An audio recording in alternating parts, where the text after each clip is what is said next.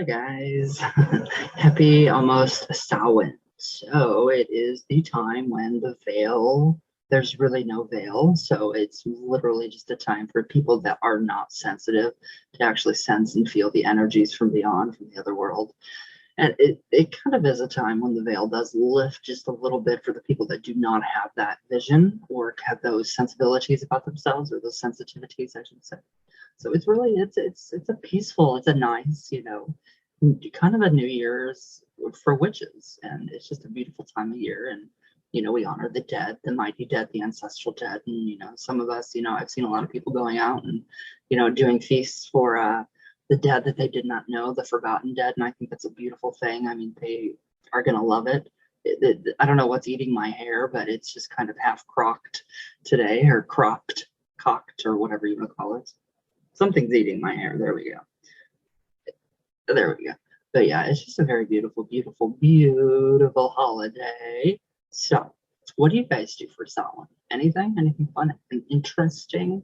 I think I plan on doing probably a Ouija session and just doing a red meal or a hoozle, or just the communion with the fae folk, the good folk, and my ancestors, and all those that have gone before. That haven't really had a candle lit for them, or remembered. So yeah, that's a really pivotal point of Samhain, I think. But all right, and today is the day of the Conjuring House. Andrea's there. I think Roger's there. I'm not 100% sure. A couple of sisters will be Zooming in or Skyping in. Carolyn will not be there, but I think she'll make a presence and appearance. So it's going to be really exciting all weekend long. So 3 days, 3 nights. It's $19.99. Darkzone.com. It's amazing. So I can't wait to start watching. I think it's already streaming. I'm not sure. All right. Now let's go back to to this crazy book, the history, or the secret history of Lucifer, which is insane. All right, so last night. Now this is maybe bothers me to no end because of the church. I just cannot stand the church. All right, now even membership of the church was no guarantee of a pristine soul. So you didn't even, it was up to the bishops, and it was up to them. It was up to the church whether you were, in accordance with God's will and going to heaven, or if you were in accordance with Satan and going to, this non-existent version of hell. Bishop Ignatius declared that anyone who acted without the approval of his bishop was a devil worshiper. You see? So although he admitted to being tempted himself by Satan to shirk his duty of martyrdom, an interesting theological and moral point. So here we have the devil tempting him to save his life. All right, what sounds better, to save your life, or to commit an act of suicide? To save his life, and the good God requiring him to commit a form of suicide. Really? I don't think God would ask that of anybody. But then again, I don't know. So, although, of course, that is a modern view, for which no doubt some wretched demon would have been blamed, had it been voiced in those, far off days. Inaccurate, or in Ignatius, whatever, the bishop, whoever he was, I don't really care, wrote, if I long to suffer, but I do not know whether I am worthy. I need the meekness in which the prince of this world, Satan, is undone. It's total contradictory. It is total contradiction. It is ridiculous. It's just blatant lies. It does not make sense. All right, so where did I get? Now, as Jeffrey Burton Russell notes, quote, torture and death were Satan's work, and even kindness on the part of the pagans were a diabolical snare, since it might weaken the martyrer's resolve. See, that's even more ridiculous, having, whatever for the pagans, yeah, and then they were totally shunned and, killed. So distasteful, though. This holy masochism, yes, holy masochism, may seem to most modernize, although Catholics are still encouraged to offer up their suffering to God, who surely must be hoping for someone to offer up their joy and pleasure by now. I love that. I love that. It must be remembered that these zealots firmly believed that Christ was about to return at any moment and claim his own. In fact, it is highly unlikely that Jesus ever intended to found a church for posterity, being apparently firmly of the belief that the end of the world was imminent. Now, certainly his disciples expected him to return in glory, signaling the end at any moment. Ironically, St. Peter's founding of the Church of Rome can be seen as the direct result of Christ's failure to return. As promised in the apostles' lifetime. Now, in the meantime, a murderer's death would guarantee the early Christians eternal bliss. See, does that make any sense to you guys? It does not make any sense to me whatsoever. So perhaps it was one way of glorifying, even simply of coping with the persecutions that took the willing and unwilling alike, and had them, all right, this is what happened to the pagans back then by the Christians. They were disemboweled by wild animals in the Colosseum, or used as human torches. A human torch. And we're supposed to love and we're supposed to respect that faith when they've done that to, the people of the past of our faith. I don't think so. The arena became a potent metaphor for the battlefield between God and good and evil. Indeed, an early Latin sermon depicts Satan as a gladiator, attempting to ensnare the good Christians in his net. A perhaps unfortunate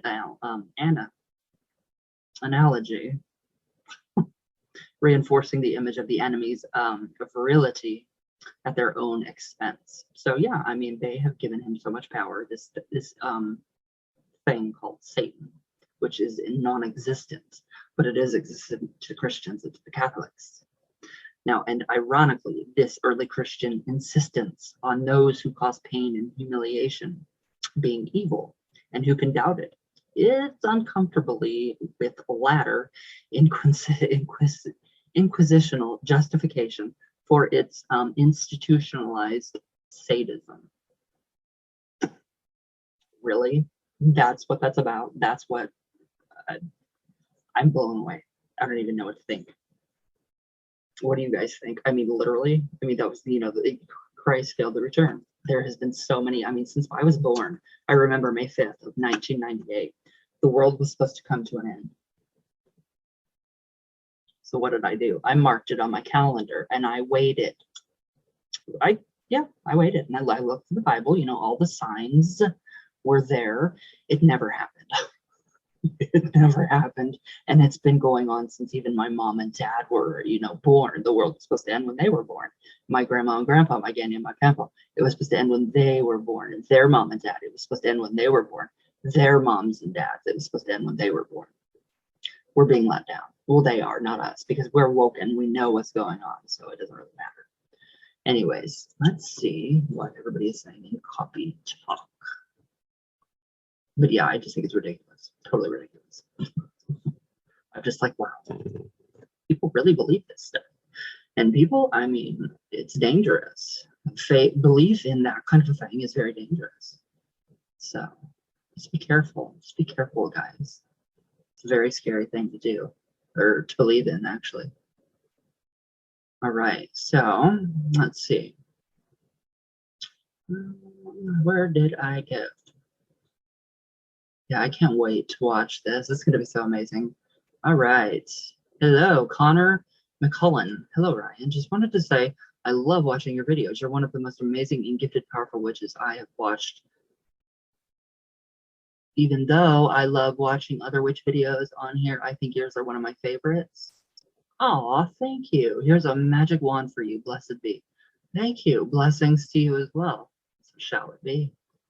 That is the sweetest comment I've ever gotten. Thank you. I'm flustered with words. I don't have any words. Thank you. That's sweet. Thank you. Metal Magic and Mayhem. Hello, but I'm not. No. I just reflect a lot of what you guys reflect to me. The goodness of you guys and the power of you guys. So Metal Magic and Mayhem. Yeah, I read the part of the book too, and it's insane at the level of mental gymnastics the church did to cover up the fact that they solved that shit, stole that shit. I mean, yeah, they did, they totally did, and I mean, it's crazy. And I mean, I thought you were talking about The Conjuring in the books and the movie, but it's just crazy. It's really crazy. So yeah, the church is very evil, and so is that faith, that religion. I mean, inherently, I think it is pretty in evil, negative. I wouldn't say evil. I would say negative. Lady Blind Wolf, heart. I love you. I love you. I love you. I love you. Jay Phoenix, if you have amethyst, yes, I do, but it's not near my bed. It's covered and all that good stuff. So, all right, Cherub Jubilee, hello. Oh, Ryan is woke. I cannot vibe with Christian, theology anymore. It's just, it's something that I need to get out of me. I need to purge myself of all of this. So that's what the series is about. It's purging. So I'm literally purging myself.